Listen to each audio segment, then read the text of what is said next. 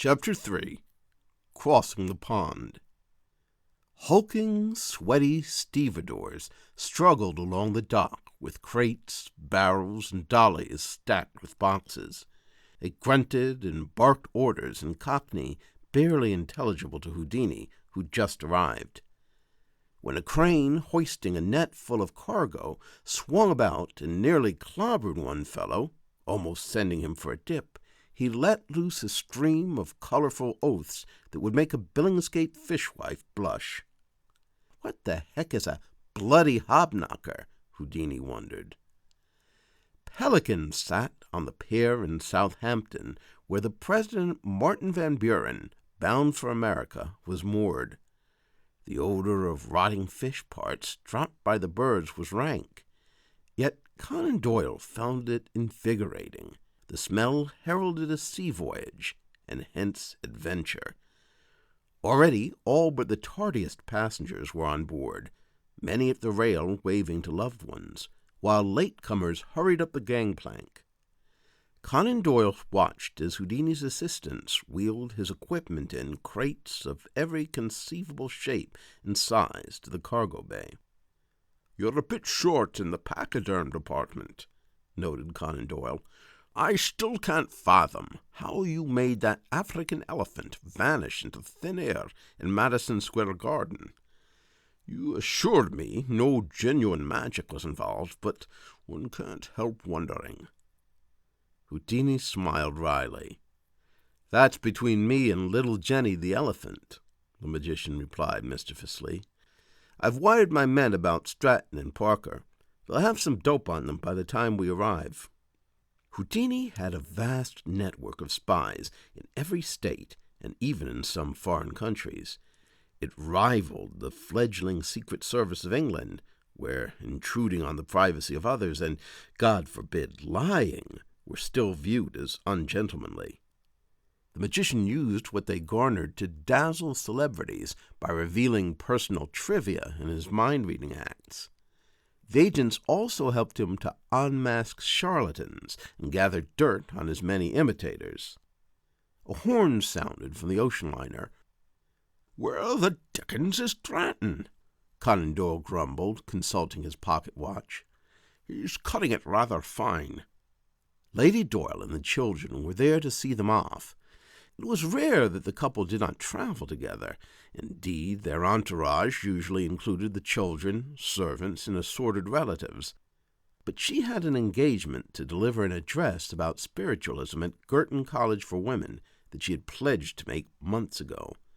And feeling a vague premonition that there might be an element of physical danger involved in the investigation, Sir Arthur encouraged her to, "By all means keep the engagement, my dear. You're a far livelier speaker than I." The author embraced Jean and kissed each of the children, Jeanie, Dennis, and Adrian, on the head. Houdini gave each child a little magic kit. "Do give my regards to Bess," Lady Doyle said, and Houdini shook her hand rather formally.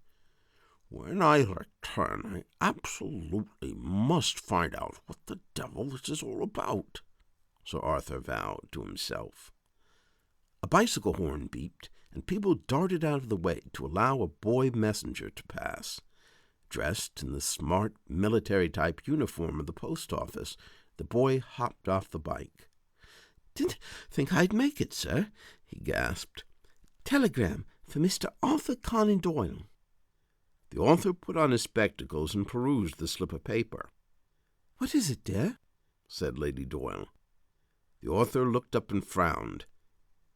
"It's from the manager of Claridge's. Stratton was found dead in his room. A heart attack, they say." Houdini narrowed his eyes. "I'll bet." The author turned solemnly to his wife. "Jean, I must ask you to inquire into this matter with the coroner. If he should find anything untoward in Dr. Stratton's death, wire us at once." The horn blew again, a final boarding call. Houdini shook his head, scowling. Could it really be a coincidence that the guy drops dead 2 weeks after he asked us for help? "Only one thing is certain. We shall never be able to give him the answer to the riddle that so vexed him, seemingly hounded him to the grave. But we must surely honor our promise to solve it." The 10,533-ton President Martin Van Buren plowed through the ocean at 14 knots as gulls swept through the air overhead. Sir Arthur, at the railing close to the bow, looked forward with boyish enthusiasm to visiting America again. Much as he doted on his family, to travel without the whole battalion, in the company of one virile associate, ignited his sense of adventure. Although he'd thrilled as a lad to Scott's Ivanhoe, he saw America as a place of even greater romance than medieval Europe. Yes, images of shattered castles, crumbling abbeys, and steel-clad knights made his heart flutter. But the Red Indian charging after a buffalo bareback, the mountain man battling a grizzly bear with a bowie knife, John Henry laying tracks for the Iron Horse, such figures lived more vividly in his imagination.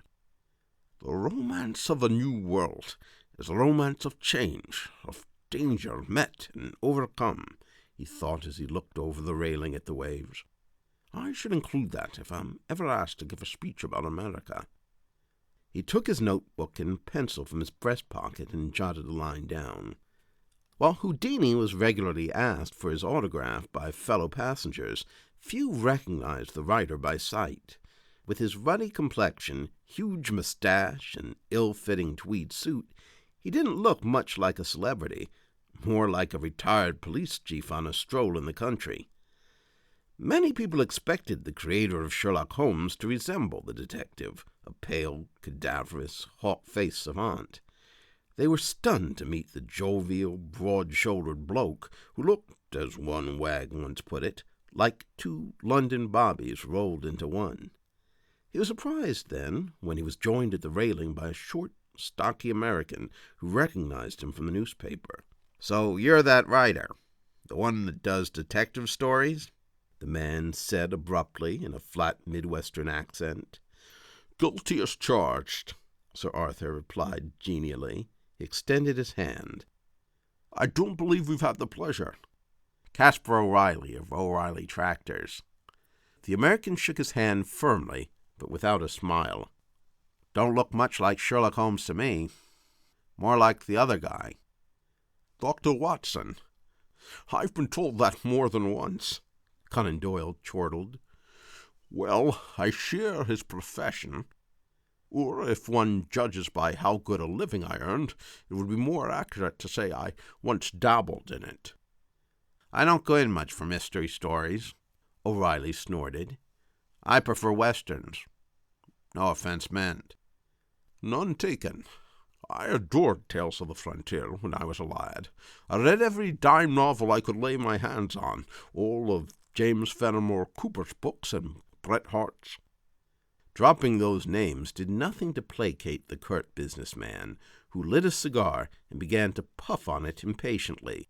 "It's those gentlemen detectives I really can't stand. The Lord this and the Sir that, and the Adventure of the Missing Swiss Cheese Sandwich."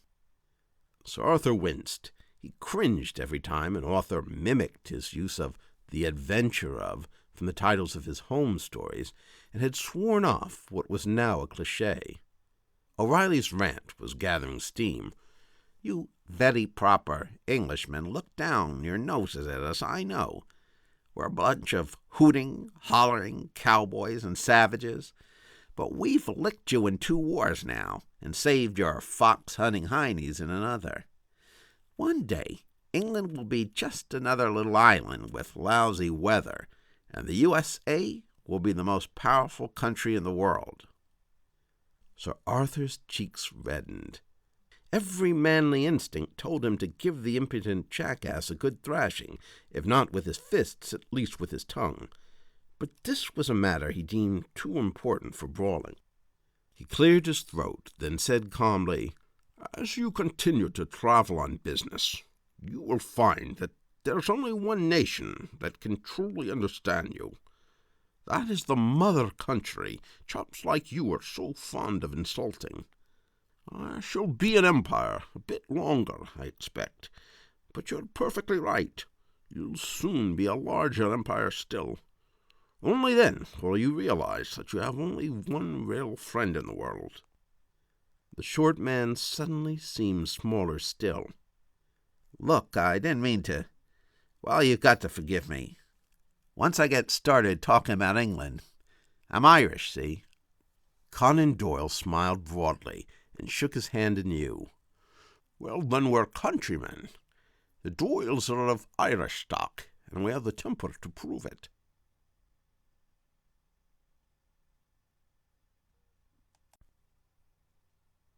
Chapter 3 Continued. And now, ladies and gentlemen, if you will be so kind as to indulge me, I'd like to do a trick that was quite well received when I had the honor of performing it before the Prince of Wales. The ship's ballroom was packed. Entertainment on this ship had been top-notch. The renowned Austrian contralto, Ernestine Schumann-Heink, had performed an aria from Wagner's Lohengrin, and the actor John Barrymore brought the audience to its feet when he delivered Hamlet's speech to the players, powerfully, if not entirely soberly. But a performance by the great Houdini was most eagerly anticipated. If you look behind me, you will see that my men are assembling a small wooden room, in which I will endeavor to make an escape. Houdini, decked out in a tux and tails, told the crowd, "This will take a few minutes, so I beg your indulgence." Houdini's subdued stage demeanor impressed Conan Doyle, who was seated at the rear in a white dinner jacket. There was nothing bombastic about it, unlike so many of his rival magicians. Oh, in person Harry could certainly be immodest. He'd once introduced his brother, Theo, a.k.a. Hardeen, to Sir Arthur as the brother of the great Houdini, without a wink or slightest trace of irony. But on stage he behaved as if he were addressing a circle of friends. He made small talk about his gratitude to the British people for their hospitality, as his assistants nailed together the room, about 10 feet wide and 8 feet tall, with a wooden door that swung inward. "This is a difficult trick," he said. "I've had success with it in the past, and with luck tonight I'll manage as well." When the room was completed, Houdini said he would need some volunteers to verify that everything was on the up and up, and that they must all be men whose reputations were beyond reproach. "We have in our audience Sir Arthur Conan Doyle, the celebrated author of the Sherlock Holmes stories," he said. "Would you kindly stand up?" The mystery writer hadn't been expecting this. He lumbered to his feet and was greeted by applause. "Would you be so kind as to join me on stage?" Sir Arthur made a show of demurring, but the crowd insisted, and he gamely strode toward the chair. He had the stride and bearing of a younger man. He was in robust good health, strong as an ox from a lifetime of sport, football, tennis, bowling, cricket, skiing. He was never happier than when, on his tandem bicycle, he and his wife took a 30-mile spin. In a half a minute he was on stage. "And Senator Samuel Shortridge," Houdini called out. The senator from California rose. Houdini brought up 8 volunteers in all, including O'Reilly, the businessman. "First, I ask you gentlemen to inspect the little room my assistants have made," the magician instructed them.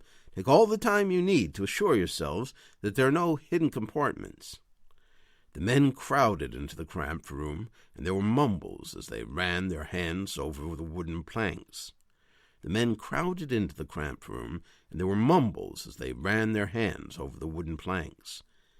While they were inside, Houdini put his finger to his lips, then winked at the audience, and pulled the door shut.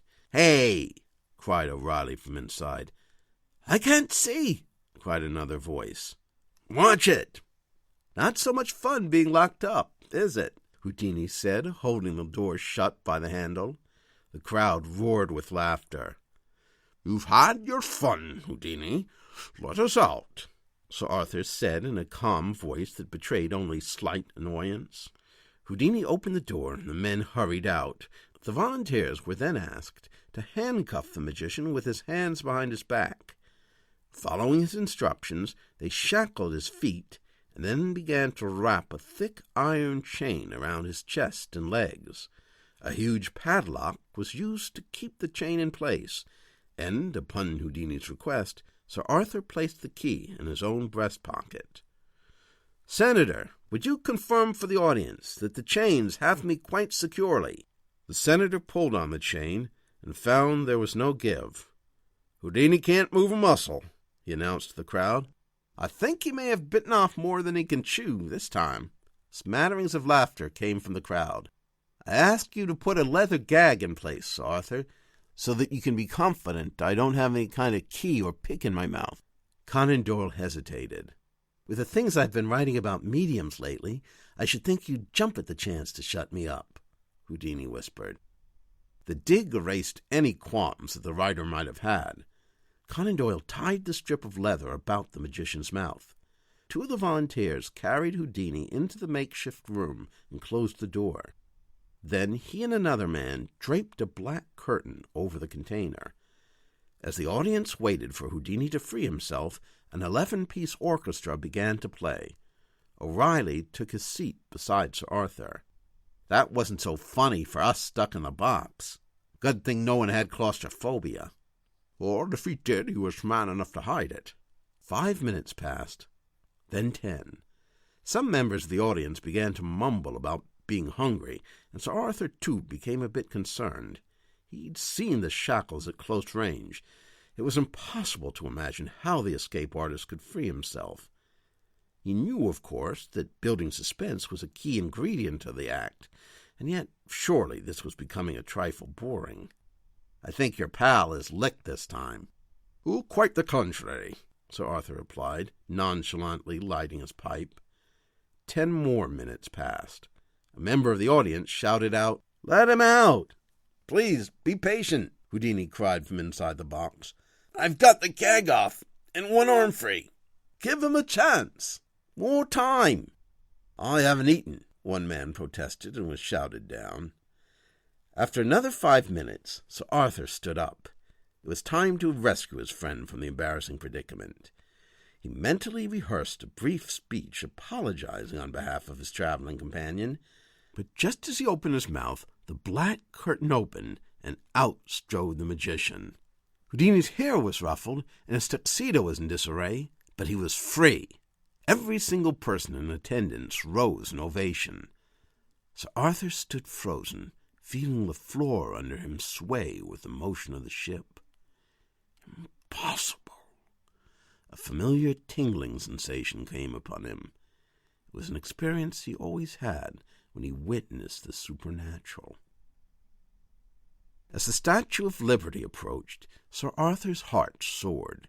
The New York skyline had changed dramatically from the first time he saw it, before the turn of the century. "It's as if someone went over the city with a watering pot, and these stupendous buildings grew overnight," he declared. Houdini, beside him at the railing, nodded. "I bet you one day they'll have roads in the sky to take you from one skyscraper to another." Houdini, too, had warm feelings for the city he'd called home since the age of 13. "I love England, but there's no place like home. I haven't had a Nathan's hot dog in months." Conan Doyle gazed at the words on Lady Liberty's pedestal, welcoming the huddled masses yearning to be free. "Harry, I'm truly convinced that one day our children will be citizens of the same nation, under one flag," the author said solemnly. Houdini smiled. His friend's boundless optimism was endearing, if not exactly contagious. "Well, the Great War brought us together. Maybe one more war and we'll tie the knot, provided we're on the same side." The author winced. The world war that had claimed the lives of nearly 30 million souls, military and civilian, was not a subject he found remotely humorous. He'd lost his brother Innes and his son-in-law Ernest Hornrung in what was optimistically dubbed the war to end all wars. His beloved boy Kingsley, wounded in battle, succumbed to pneumonia a fortnight before the armistice. Seeing him stiffen, Houdini hurried on. "Making the Germans disarm was the ticket. I don't think they'll be causing any more trouble for a while." "Agreed. By the way, Houdini, I figured out how you did the escape last night." The magician raised an eyebrow. "With magic. Real magic. You dematerialized, and once out of the chains, rematerialized." Conan Doyle smiled triumphantly, like Holmes announcing the identity of a culprit. "He's serious," Houdini realized. "Sir Arthur, don't tell me you've joined the Know-Nothings," he groaned. "I've given you my word in the past. Everything I achieve is through my own skill and ingenuity." The author flashed a knowing smile. "My dear chap, why go around the world seeking proof of the occult when you are the living embodiment? After what I beheld with my own eyes last night, I know beyond the most remote shadow of doubt that you can dematerialize. Reason tells me there's no alternative. Such a gift is not given to one man in a million. Why the devil you refuse to acknowledge it is beyond me. If not publicly, then here, now, between us. You have my word as a gentleman. Your secret is safe with me." Houdini laughed. Conan Doyle shook his head. "Very well, but you are truly the most stubborn man I've ever met."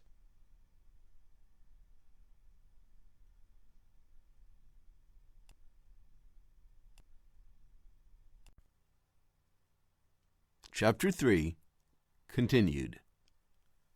And now, ladies and gentlemen, if you will be so kind as to indulge me, I'd like to do a trick that was quite well received when I had the honor of performing it before the Prince of Wales. The ship's ballroom was packed. Entertainment on this ship had been top-notch. The renowned Austrian contralto, Ernestine Schumann-Heink, had performed an aria from Wagner's Lohengrin, and the actor John Barrymore brought the audience to its feet when he delivered Hamlet's speech to the players, powerfully, if not entirely soberly. But a performance by the great Houdini was most eagerly anticipated. If you look behind me, you will see that my men are assembling a small wooden room, in which I will endeavor to make an escape. Houdini, decked out in a tux and tails, told the crowd, "This will take a few minutes, so I beg your indulgence." Houdini's subdued stage demeanor impressed Conan Doyle, who was seated at the rear in a white dinner jacket.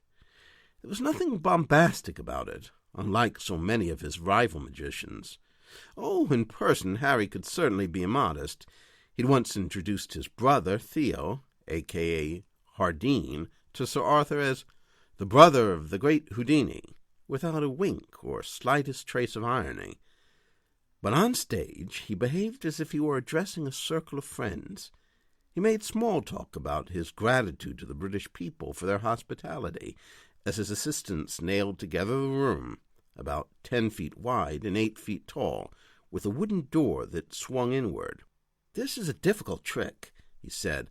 "I've had success with it in the past, and with luck tonight I'll manage as well." When the room was completed, Houdini said he would need some volunteers to verify that everything was on the up and up, and that they must all be men whose reputations were beyond reproach. "We have in our audience Sir Arthur Conan Doyle, the celebrated author of the Sherlock Holmes stories," he said. "Would you kindly stand up?"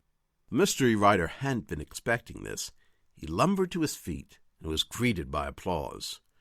"Would you be so kind as to join me on stage?" Sir Arthur made a show of demurring, but the crowd insisted, and he gamely strode toward the chair. He had the stride and bearing of a younger man. He was in robust good health, strong as an ox from a lifetime of sport, football, tennis, bowling, cricket, skiing. He was never happier than when, on his tandem bicycle, he and his wife took a 30-mile spin. In a half a minute he was on stage. "And Senator Samuel Shortridge," Houdini called out. The senator from California rose. Houdini brought up 8 volunteers in all, including O'Reilly, the businessman. "First, I ask you gentlemen to inspect the little room my assistants have made," the magician instructed them. "Take all the time you need to assure yourselves that there are no hidden compartments." The men crowded into the cramped room, and there were mumbles as they ran their hands over the wooden planks. The men crowded into the cramped room, and there were mumbles as they ran their hands over the wooden planks. While they were inside, Houdini put his finger to his lips, then winked at the audience and pulled the door shut. "Hey!" cried O'Reilly from inside. "I can't see," cried another voice. "Watch it!" "Not so much fun being locked up, is it?" Houdini said, holding the door shut by the handle. The crowd roared with laughter. "You've had your fun, Houdini. Let us out," Sir Arthur said in a calm voice that betrayed only slight annoyance. Houdini opened the door, and the men hurried out. The volunteers were then asked to handcuff the magician with his hands behind his back. Following his instructions, they shackled his feet and then began to wrap a thick iron chain around his chest and legs. A huge padlock was used to keep the chain in place, and, upon Houdini's request, Sir Arthur placed the key in his own breast pocket. "Senator, would you confirm for the audience that the chains have me quite securely?"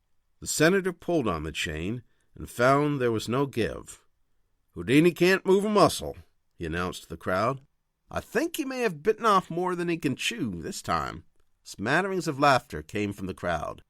"I ask you to put a leather gag in place, Sir Arthur, so that you can be confident I don't have any kind of key or pick in my mouth." Conan Doyle hesitated. "With the things I've been writing about mediums lately, I should think you'd jump at the chance to shut me up," Houdini whispered. The dig erased any qualms that the writer might have had. Conan Doyle tied the strip of leather about the magician's mouth. Two of the volunteers carried Houdini into the makeshift room and closed the door. Then he and another man draped a black curtain over the container. As the audience waited for Houdini to free himself, an 11-piece orchestra began to play. O'Reilly took his seat beside Sir Arthur. "That wasn't so funny for us stuck in the box. Good thing no one had claustrophobia. Or if he did, he was man enough to hide it." 5 minutes passed, then 10. Some members of the audience began to mumble about being hungry, and Sir Arthur, too, became a bit concerned. He'd seen the shackles at close range. It was impossible to imagine how the escape artist could free himself. He knew, of course, that building suspense was a key ingredient of the act, and yet surely this was becoming a trifle boring. "I think your pal is licked this time." "Oh, quite the contrary," Sir Arthur replied, nonchalantly lighting his pipe.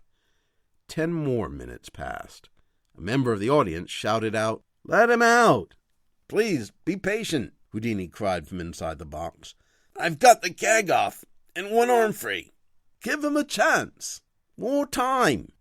"I haven't eaten," one man protested and was shouted down. After another 5 minutes, Sir Arthur stood up. It was time to rescue his friend from the embarrassing predicament. He mentally rehearsed a brief speech apologizing on behalf of his traveling companion, but just as he opened his mouth, the black curtain opened, and out strode the magician. Houdini's hair was ruffled, and his tuxedo was in disarray, but he was free. Every single person in attendance rose in ovation. Sir Arthur stood frozen, feeling the floor under him sway with the motion of the ship. Impossible! A familiar tingling sensation came upon him. It was an experience he always had when he witnessed the supernatural. As the Statue of Liberty approached, Sir Arthur's heart soared. The New York skyline had changed dramatically from the first time he saw it, before the turn of the century. "It's as if someone went over the city with a watering pot, and these stupendous buildings grew overnight," he declared. Houdini, beside him at the railing, nodded. "I bet you one day they'll have roads in the sky to take you from one skyscraper to another." Houdini, too, had warm feelings for the city he'd called home since the age of 13. "I love England, but there's no place like home. I haven't had a Nathan's hot dog in months."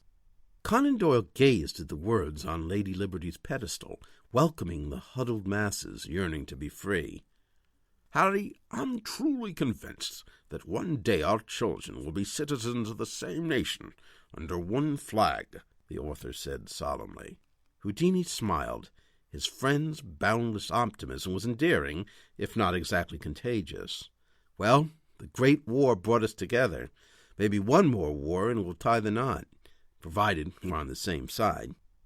The author winced. The world war that had claimed the lives of nearly 30 million souls, military and civilian, was not a subject he found remotely humorous. He'd lost his brother Innes and his son-in-law Ernest Hornrung in what was optimistically dubbed the war to end all wars. His beloved boy Kingsley, wounded in battle, succumbed to pneumonia a fortnight before the armistice. Seeing him stiffen, Houdini hurried on. "Making the Germans disarm was the ticket. I don't think they'll be causing any more trouble for a while." "Agreed. By the way, Houdini, I figured out how you did the escape last night." The magician raised an eyebrow. "With magic. Real magic. You dematerialized, and once out of the chains, rematerialized." Conan Doyle smiled triumphantly, like Holmes announcing the identity of a culprit. "He's serious," Houdini realized. "So, Arthur, don't tell me you've joined the Know-Nothings," he groaned. "I've given you my word in the past. Everything I achieved is through my own skill and ingenuity." The author flashed a knowing smile.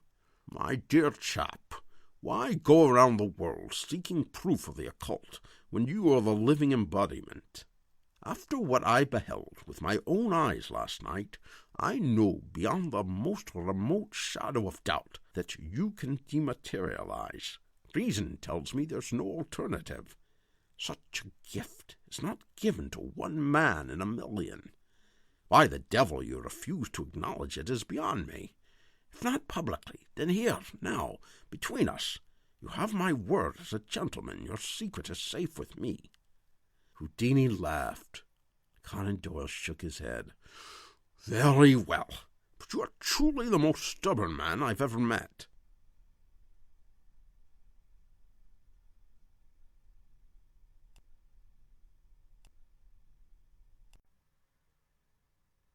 Chapter 5. The Spook House.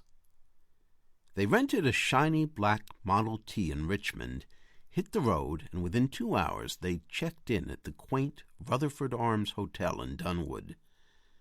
Leaving their bags in the suite, they set off for the Peaceful Rest Inn, which they were told was a distance of about 18 miles. The road traversed rolling hills and took innumerable bends, some of them quite sharp. It was easy to see how the unfortunate Dr. Stratton might have had an accident that night, particularly in a heavy rain.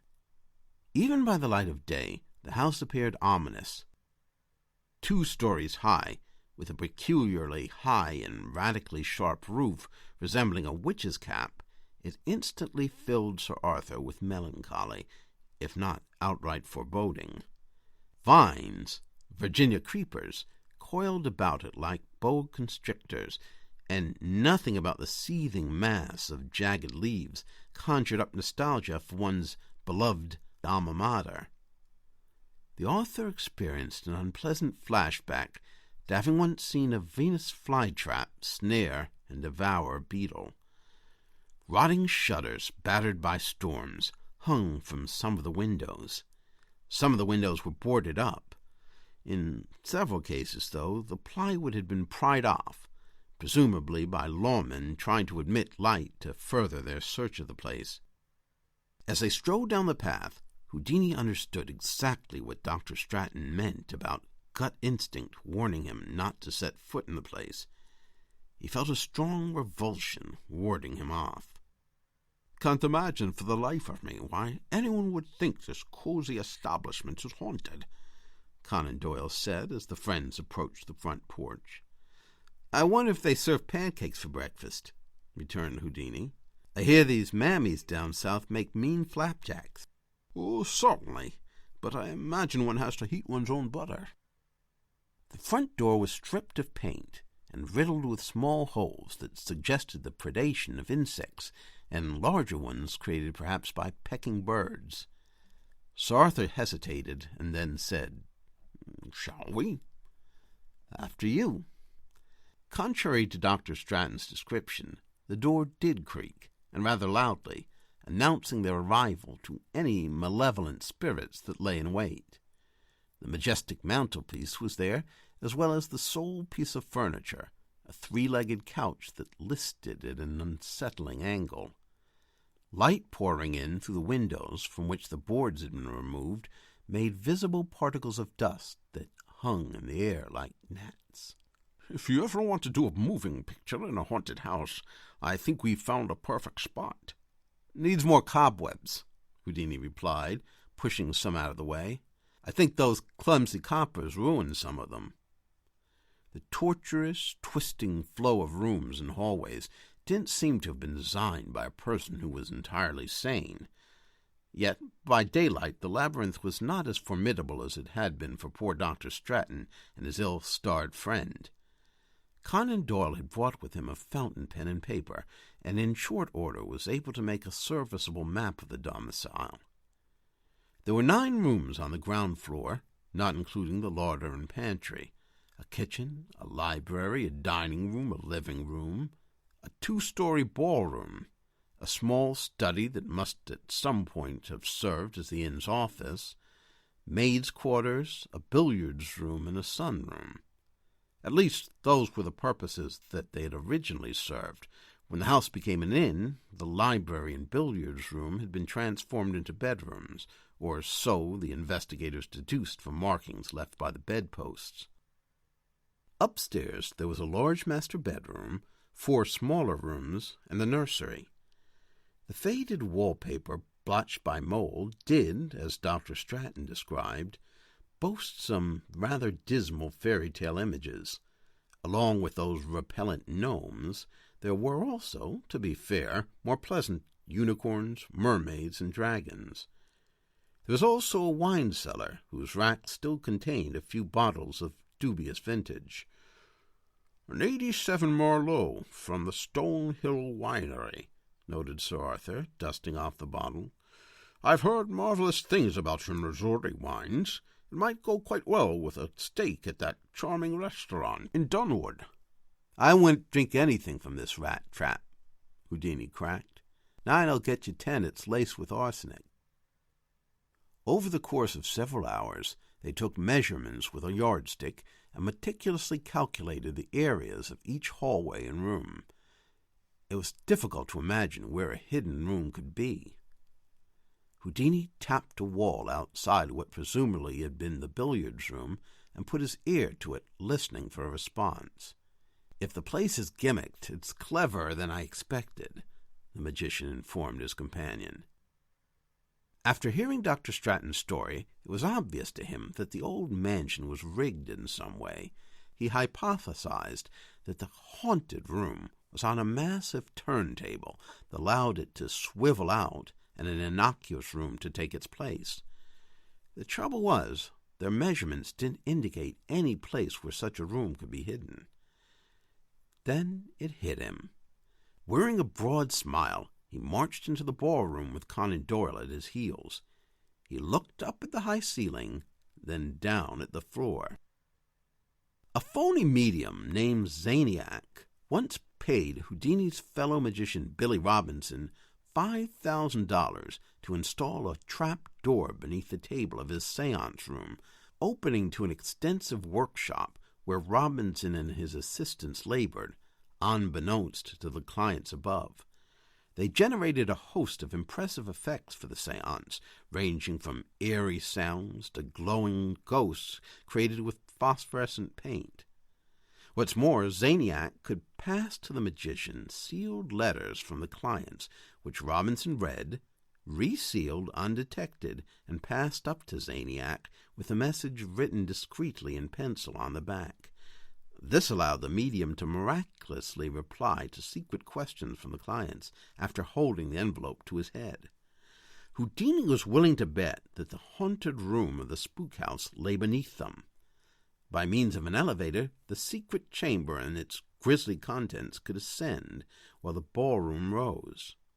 The ceiling, 20 feet at a minimum, had space for it. "That rather maniacal look in your eyes tells me you have a hunch," Sir Arthur said. "Indeed I do, Watson," Houdini replied. Houdini knelt and began rapping the floor. "Trying to contact the underworld?" "In a manner of speaking." Houdini crawled about on all fours, knocking and listening. There was nothing in the echo to suggest a basement. He frowned and stood up.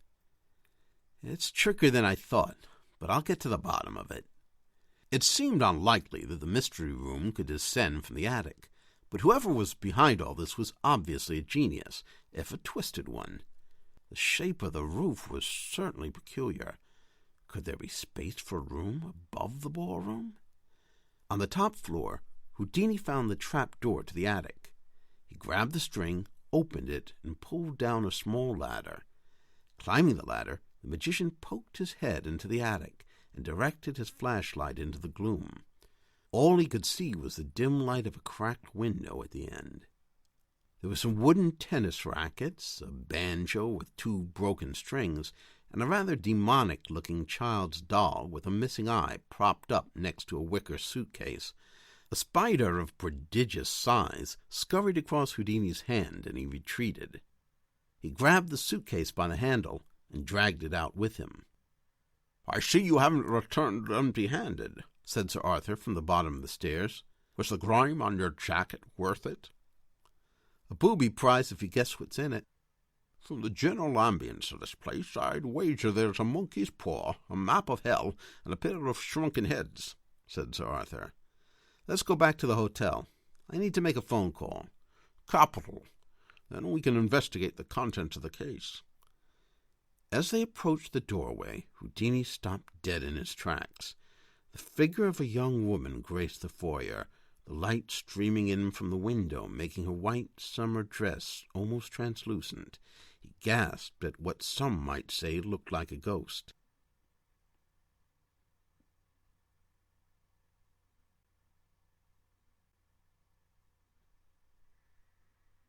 Chapter 5 continued. She looked all the world like a ghost, except that he recognized the woman at once.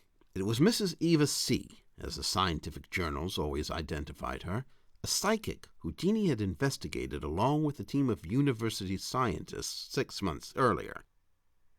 Eva was a Philadelphia socialite, made wealthy by a brief marriage to a prominent physician, and known for her remarkable beauty. The ringlets in her hair, the swell of her bosom, the full lips and porcelain skin. She could be an angel painted by Botticelli. Her eyes had an Asiatic cast. She was of Russian extraction, and family lore held that one of her forebears had been ravaged by horsemen in a Mongolian horde. Hearing their footsteps, she turned and gave a sweet smile that could melt the heart of Genghis Khan himself. "What is she doing here?" Houdini demanded.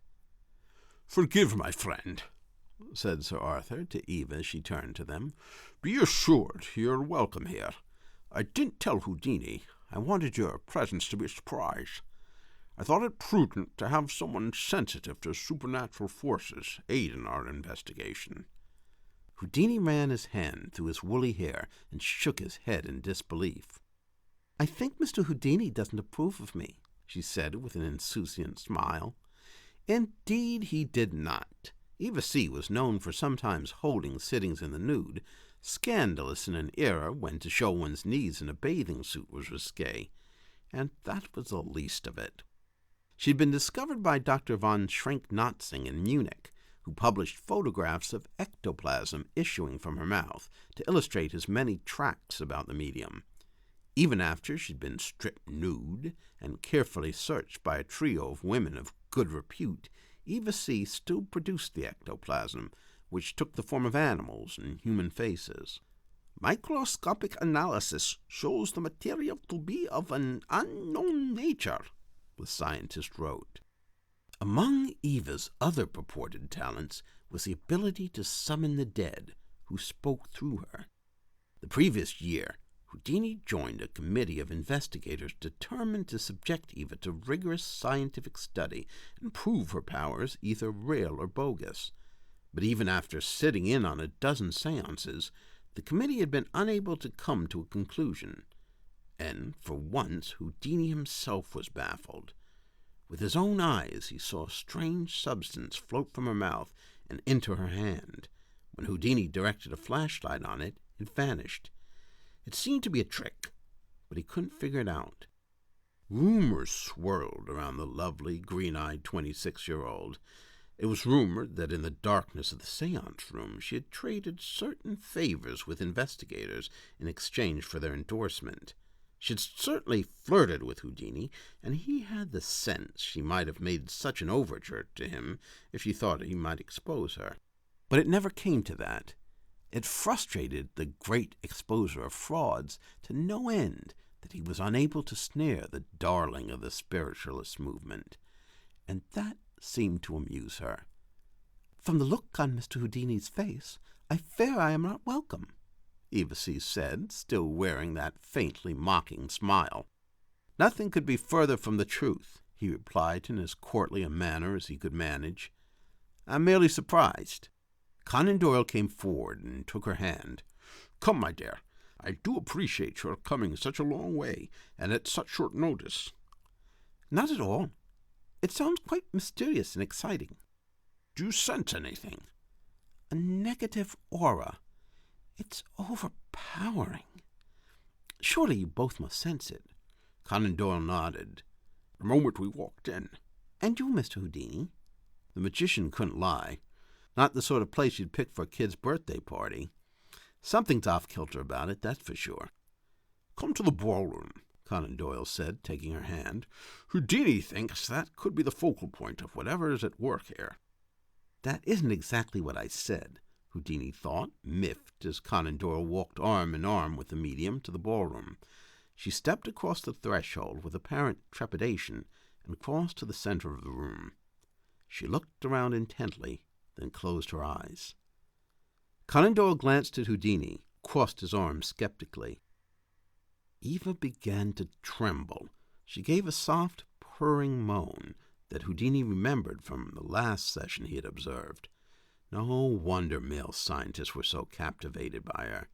It's the sort of sound the town tramp might give in the back seat of a car, the magician thought. "Oh, my!" she exclaimed.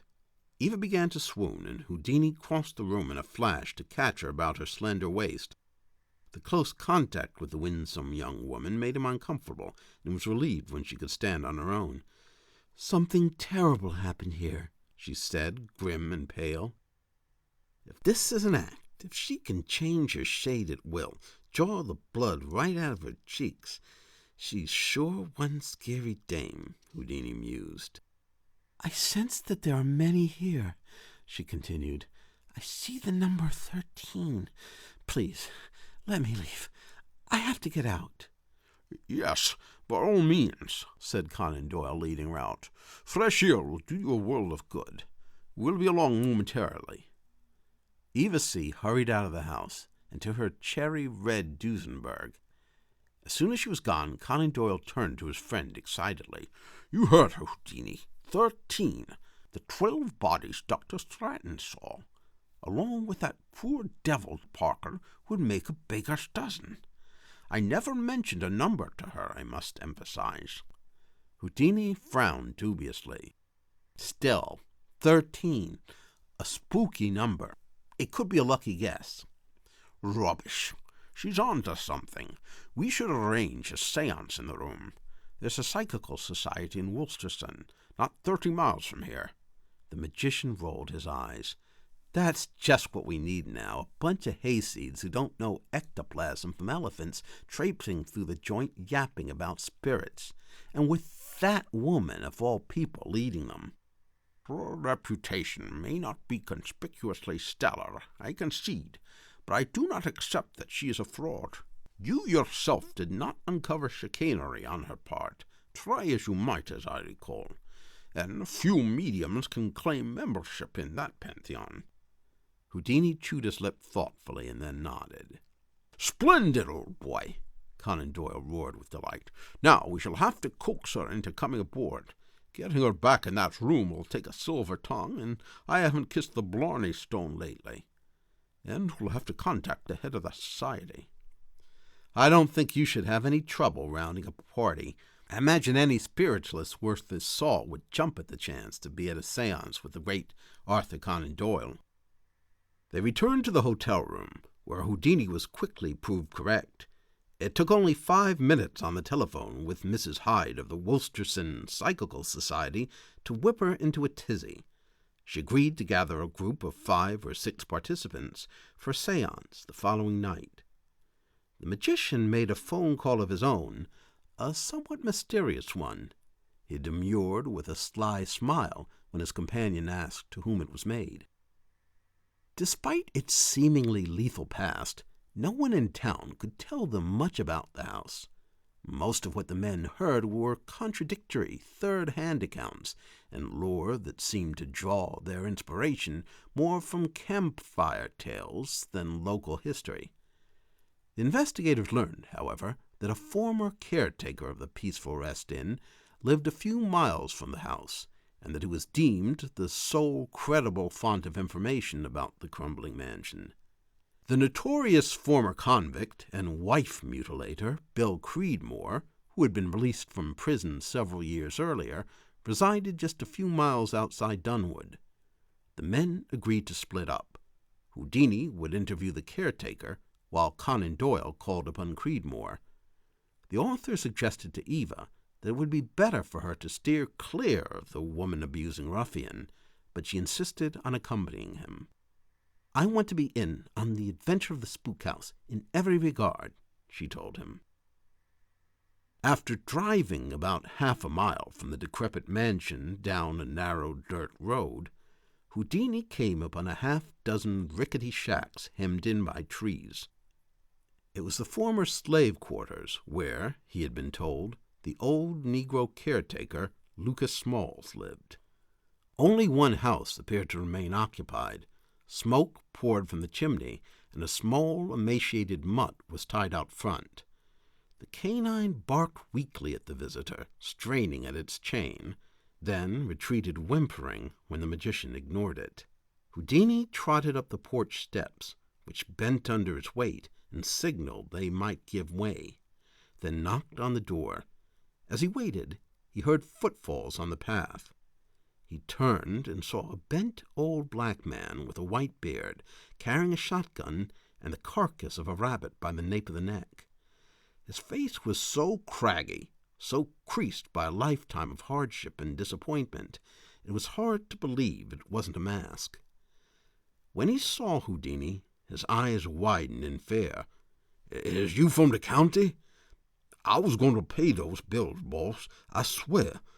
Things been hard lately." "Hold on, Uncle," Houdini said, descending the steps. "I'm not here to frighten you, and I'm not the law. My name is Eric Wise, and I'm a private investigator." "Private who?" "A private detective. Look, I want a little information about the old Peaceful Rest Inn. I understand you were the caretaker once?" If the old man had looked spooked before, his alarm at the mention of the notorious dwelling suggested he might keel over from a heart attack. "Ain't no good gonna come from trucking with that place," he said, turning and scurrying away crab-like. "It's cursed." "Easy," Houdini said, catching up with him. "I just want some history of the house. I understand you took care of the place?" "That was a long, long time ago, boss man. I don't remember nothing about it."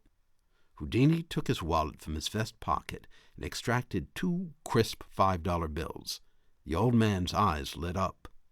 The magician was sure the guy didn't make that much doing odd jobs in a week. "Just tell me what you do know." The man nodded reluctantly. He took the bills and stuffed them into a pocket of his ragged overalls. Mounting the stairs with obvious difficulty, he gestured for Houdini to sit on a rocking chair while he sat beside him.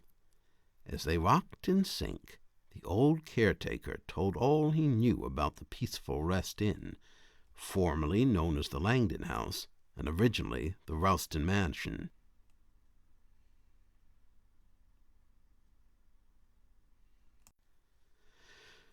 Chapter 5 continued, Part 2.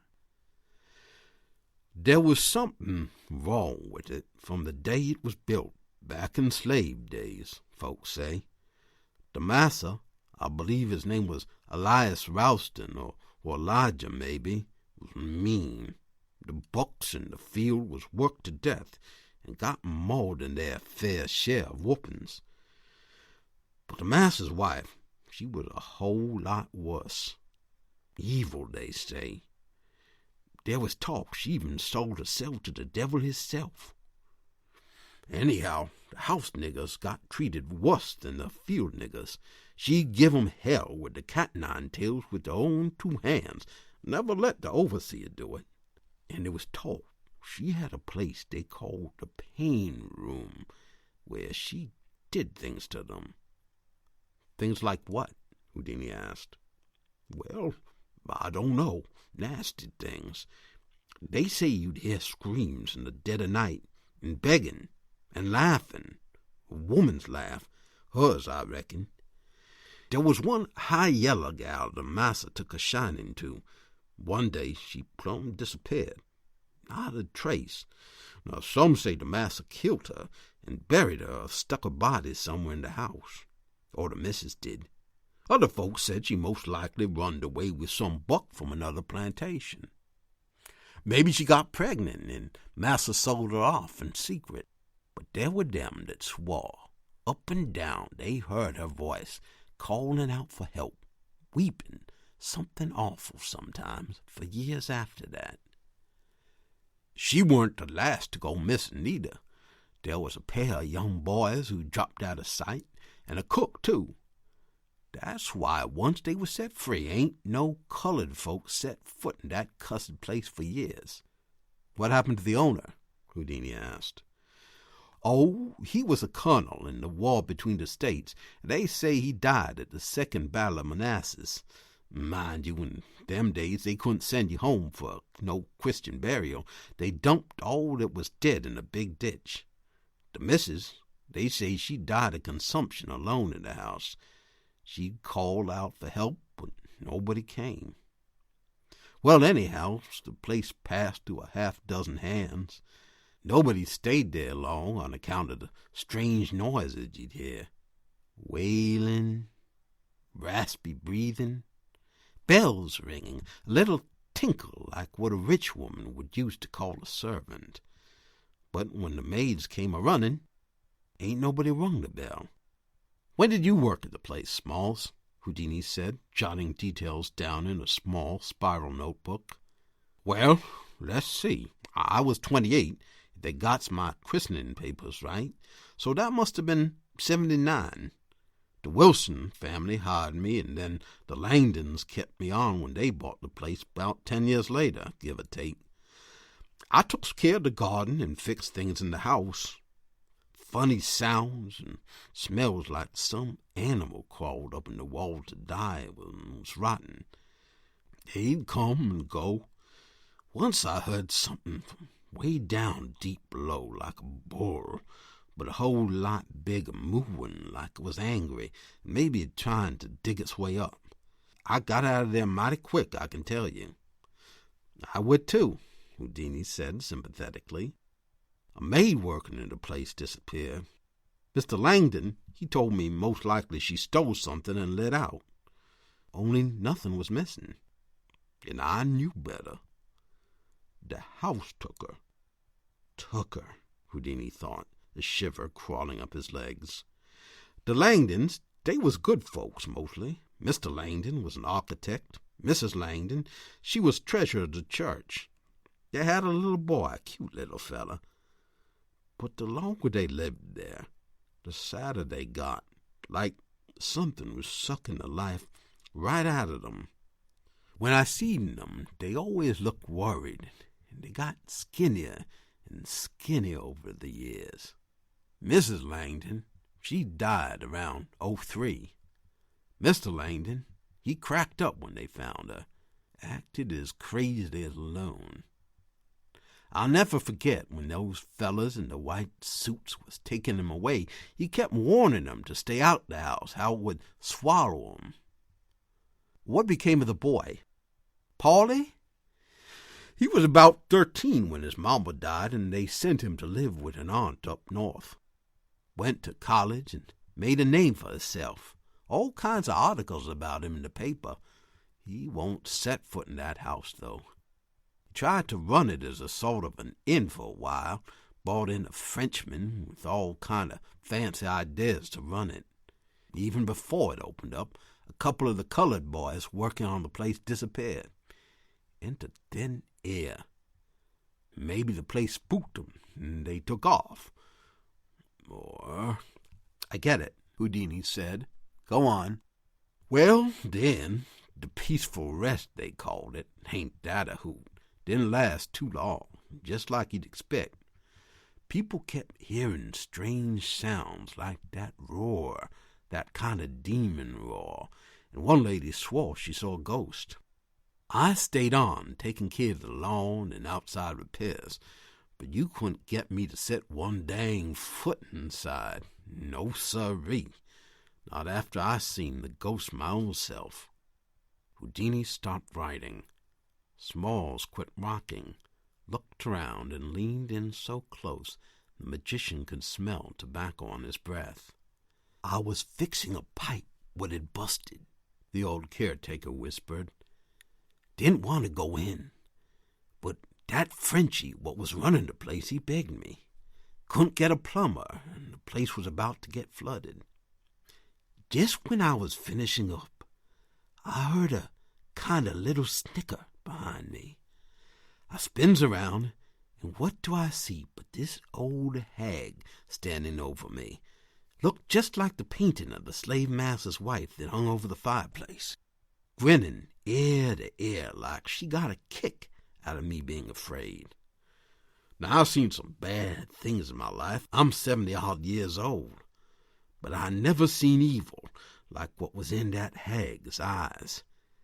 All of a sudden, she opens her mouth, wider than a human's mouth ought to open, the way a snake can put its jaws out of joint to swallow something big, and she screamed like a banshee.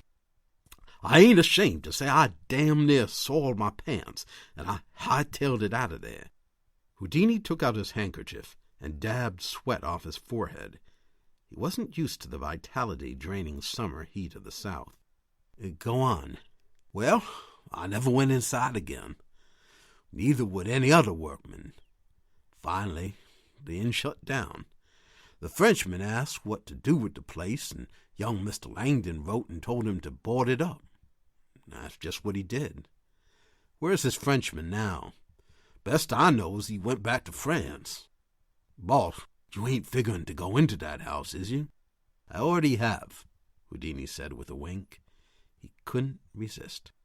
The look of horror on the old man's face was priceless.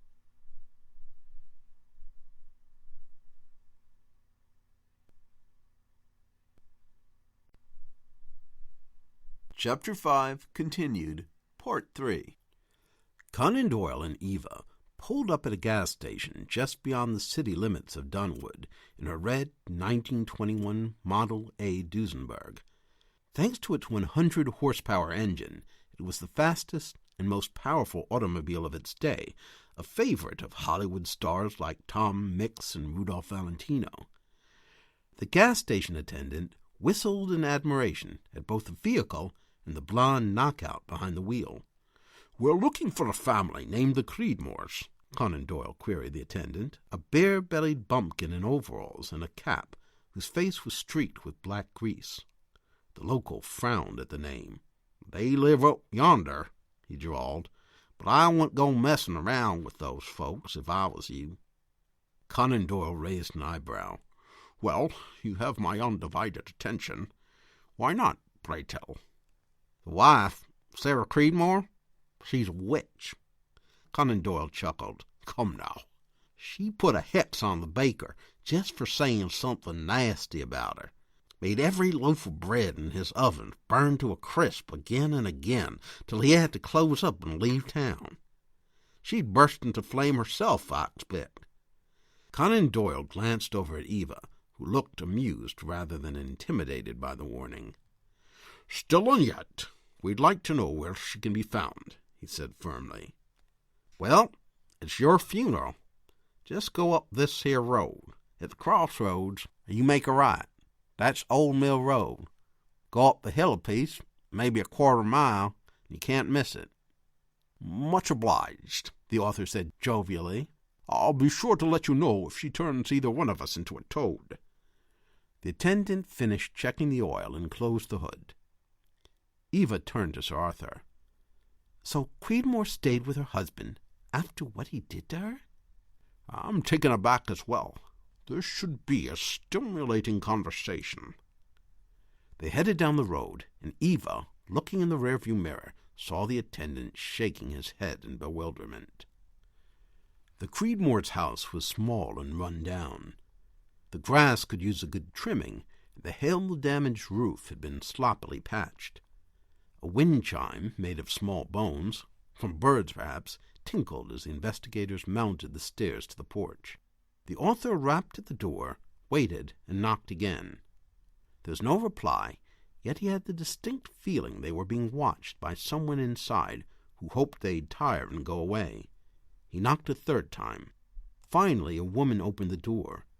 She was probably only in her mid-40s, but looked used up, like someone who'd borne the woes of the world for years. She had perhaps been beautiful once, but one side of her face was badly scarred, crawling with worm-like, discolored ridges. Eva could barely restrain herself from weeping at the sight. "Curse the cowardly brute who did this," she thought. If Conan Doyle was unnerved, he didn't flinch. "I'm Author Conan Doyle. I'm a writer from Great Britain." He tried not to make the announcement sound too pompous. "I know who you are, sir," Mrs. Creedmoor replied in a voice as fatigued as her expression. "It's the talk of the town that you and Mr. Houdini are poking around that strange house. What can I do for you?" "Pardon, my manners have deserted me," he said, stepping forward and removing his hat. "This is my associate, Eva." "Forgive us the intrusion, madam," Eva said, offering the woman her hand. "We know you must be busy." Mrs. Creedmoor sighed and admitted them with obvious reluctance. "I haven't gotten around to my spring cleaning," she warned them. The house was a jumble of scuffed old wooden furniture, tools, boxes, toys, and piles of unwashed clothes. It was difficult to say whether the place owed its chaotic appearance to mere sloppiness or the disordered minds of its owners. "I suppose, then, you are aware that we're investigating the disappearance of Judge Parker?" She nodded. "What else could bring detectives to Dunwood? Not much worth seeing in this neck of the woods." "Your husband cannot be too very heartbroken by his inexplicable departure from the face of the earth. Judge Parker sentenced him to 15 years hard labor, I understand." "My husband was innocent," Mrs. Creedmoor said sternly. Sir Arthur gazed at that horribly disfigured face. "I was under the impression that the facts of the case were not in dispute," he said, putting it as delicately as he could. "We fought," she explained. "Billy, he thought I was stepping out on him, though it was just a mean rumor. He smacked me and I fell on the corner of the fireplace. He didn't mean it." "I quite understand," the author said sympathetically. "And if the sentence was unfair, surely Mr. Creedmoor must bear the judge considerable ill will." She shrugged. "A lot of water under the bridge since then. Bill's been out of jail 13 years. "Still, you suffered so much, and your husband's name in the community, it remains permanently The famous wordsmith barely caught himself before saying scarred. "His reputation has never been restored, I imagine." "We all have our cross to bear." Eva, who'd been wandering about the room, pointed to a dust-covered mason jar on a shelf among a jumble of bottles in assorted shapes and sizes, labeled sulphur, sugar, anvil dust, salt, black pepper, and talcum powder. "You keep saltpeter," she noted. The housewife hesitated. "For my okra stew," she replied. "It's also used for conjuring, isn't it?" Mrs. Creedmoor gave a tight, bitter little smile. "You've heard the talk, then, for my pea-brain neighbors?" She responded. "My kin are mountain folk. We know how to use herbs for healing. Busybodies will talk, saying we use it for other things.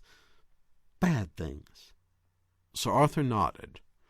"I've met my share of small-minded people in my quest to spread an understanding of spiritualism, meddling with the supernatural, as they put it. He looked about at the old toys and wondered where her children were. It must have been awfully difficult for you raising how many children? Bill Creedmoor burst into the house, throwing open the door, slamming it against the wall so violently it sounded like a gunshot. He was a bull-necked Goliath. His broad nose and overhanging forehead reminded Conan Doyle of a Neanderthal's. He was missing his right forearm. The sleeve of his plaid work shirt knotted just below the elbow. "Are you a fool talking to these people?" he snarled. "They don't mean us any good." He shook his fist at his wife, and she recoiled instinctively. Although the big lug's good hand was filthy, Sir Arthur stepped forward and offered his own. The ex-convict refused to take it. "We'll only take a moment of your time, I promise," Conan Doyle assured him. "Well, what is it?" Creedmoor growled. "I want you out of here in a minute, or I'll toss you out and the girl too. I'm not above laying my hands on a woman." "Of that I'm quite sure," Sir Arthur said with a cold smile. "I'll be brief then. You were sentenced by Judge Parker for aggravated assault, were you not?" Creedmoor sneered contemptuously. "Parker, that old fool." "You bear him considerable ill will, I imagine." Creedmoor held up his stump. "Well, he did this to me. I had an accident in prison, doing hard labor. So what do you figure?" His face turned red with anger. "You insisted upon your innocence at the trial, and your wife, she testified on your behalf." Creedmoor glanced uneasily at the woman. "She stuck by me, like a woman's supposed to do, but that self-righteous jackass Parker paid her no mind. You should have heard the tongue-lashing that windbag gave me." He punched the wall with terrifying force that, had the judge been present, would have shattered his ribs. A youth of about 12, who shared Creedmoor's primitive features, but with a gentler countenance, appeared at the door. "Junior, I told you to stay by the wagon," Creedmoor barked. "Yes, sir," he yelped and turned to go. The boy's right arm was shriveled, obviously a birth defect. Conan Doyle marveled at the boy's deformed limb. Lamarck's theory of acquired traits being inherited had gone the way of the dodo, and Darwin's view that physical characteristics were passed on through genes was now accepted by virtually all men of science. Yet, could it be only a coincidence that both suffered the same handicap, afflicting the same arm? Or was it possible that this odd woman was responsible, that her wrath at the man who so grievously wounded her took the form of psychic energy and inflicted harm on both her husband and the man-child he sired? Could she indeed be a witch? A person endowed with telepathic abilities of which she herself was perhaps unaware? "The sins of the father are visited upon the son," he thought grimly.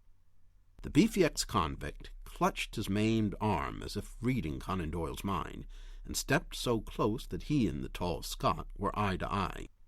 "Mr. Doyle, I know you're a respected man on account of all those Sherlock Holmes books you wrote, and maybe you don't mean any harm," Creedmoor said in a low voice, "but you shouldn't have come all this way here to mess around with things that don't concern you. And if you're half as smart as that Holmes fella, you'll go home, and not go back to that damned house if you know what's good for you." The implied menace and the physical proximity of this loathsome lummox irked Sir Arthur. "Well, thanks for the advice. Awfully thoughtful of you, old man." His sarcasm apparently sailed over Creedmoor's head, because he shrugged and replied, "It's nothing." Moments later, just as Sir Arthur and his companion reached the car, they found that Mrs. Creedmoor had dashed down the porch steps to intercept them. She grabbed Eva's wrist. "Promise me you won't go back in that cussed place. You got the power, I can tell. The other one it'll go after, suck you in." Eva shook her head. "We are seeking the truth, wherever that takes us." "Then take this," Mrs. Creedmoor said. She pressed an object into the other woman's hand. On the drive back to the hotel, Sir Arthur turned to his companion. "All right, my dear Eva, that was riveting melodrama. Would you be so kind as to share with me what our charming hostess gave you?" Eva held up a simple chain from which a white crystal hung.